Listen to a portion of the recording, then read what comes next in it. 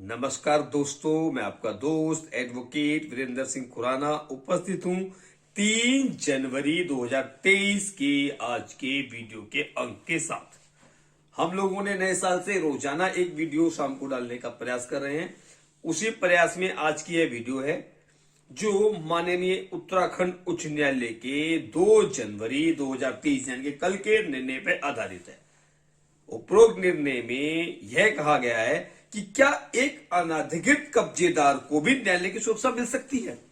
प्रश्न यह है कि क्या एक अनधिकृत कब्जेदार जो है वह न्यायालय में निषेधाज्ञा का दावा लेकर आ सकता है।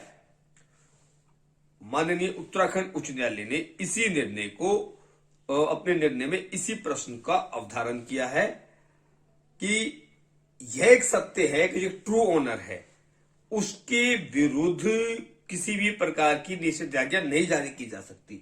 लेकिन क्या यह भी सुस्थापित विधि नहीं है कि एक अनधिकृत कब्जेदार को भी बिना विधिक प्रक्रिया अपनाए संपत्ति से बेदखल नहीं किया जा सकता, उसके पोजीशन को भी सिक्योर करना आवश्यक है। कर रहे हैं यह बात उधम सिंह नगर की एक दुकान का बात है।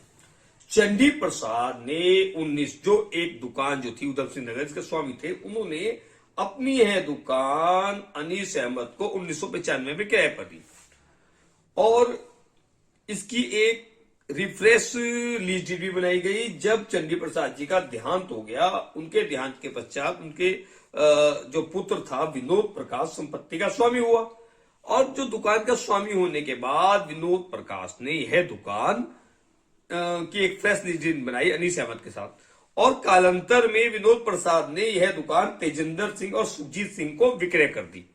जब इनको विक्रय कर दी उसके पश्चात यह इनकी कहीं कोई तनातनी हुई होगी, दुकान खाली कराने का कहीं कुछ हुआ होगा, डर पैदा हुआ होगा, तो जो मोहम्मद अनीस अहमद थे उन्होंने सिविल न्यायालय में एक वाद दाखिल किया कि मुझे ये डिस्पोजेस ना करें, बिना विधिक प्रक्रिया अपनाएं।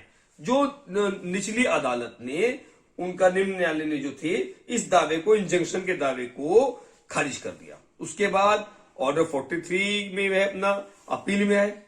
जब अपील में आए तो जो अतिरिक्त जिला जज थे उन्होंने उनकी अपील को स्वीकार कर दिया और यह होल्ड किया यह सही है कि एक ट्रू ऑनर के खिलाफ निषेधाज्ञा जारी नहीं की जा सकती, लेकिन वहीं पर उस व्यक्ति का भी पोजीशन सिक्योर करना न्यायालय का दायित्व है कि बिना विधिक प्रक्रिया अपनाए किसी अनधिकृत कब्जेदार का भी जो कब्जा है उसे से ना छीना जाए।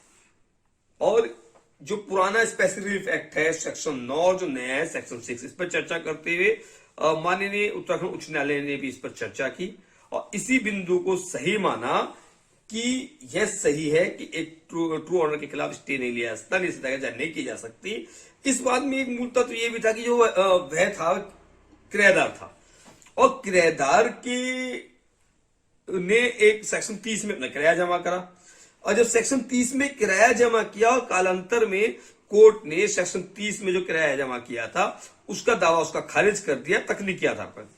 तो कोर्ट ने कहा भले ही उसका किराया का दावा का जो वह वाद खारिज हो गया हो, लेकिन फिर भी जो किराएदार को सुरक्षा प्राप्त है उसको आप बिना विधिक प्रक्रिया अपने नहीं निकाल सकते। महत्वपूर्ण पहलू क्या है, ऐसा कहीं नहीं कहा गया कि आप किसी किराएदार से संपत्ति को खाली नहीं करा सकते, लेकिन जबरन उसका सामान बाहर नहीं फेंक सकते।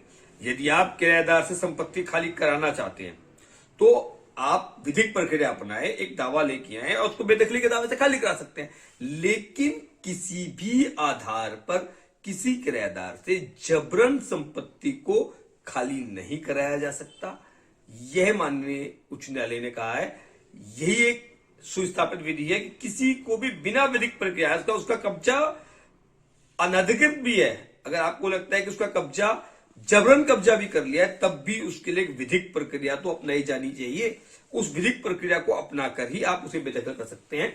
किसी को भी संपत्ति से बिना विधिक प्रक्रिया अपनाए बेदखल नहीं किया जा सकता। यदि बिना विधिक प्रक्रिया अपनाए बेदखल किया जाए तो उसको सेक्शन 6 स्पेशल रिलीफ एक्ट, जो पुराना सेक्शन 9 था और अब जो 1963 के जो स्पेशल रिलीफ एक्ट में सेक्शन 6 हो गया है, तो उसके आधार पर उसे सुरक्षा प्राप्त है। तो ये नहीं कहा जा सकता कि उसे निषेधाज्ञा नहीं दी जाएगी इस आधार पर कि वो ट्रू ओनर के खिलाफ निर्णय आया है।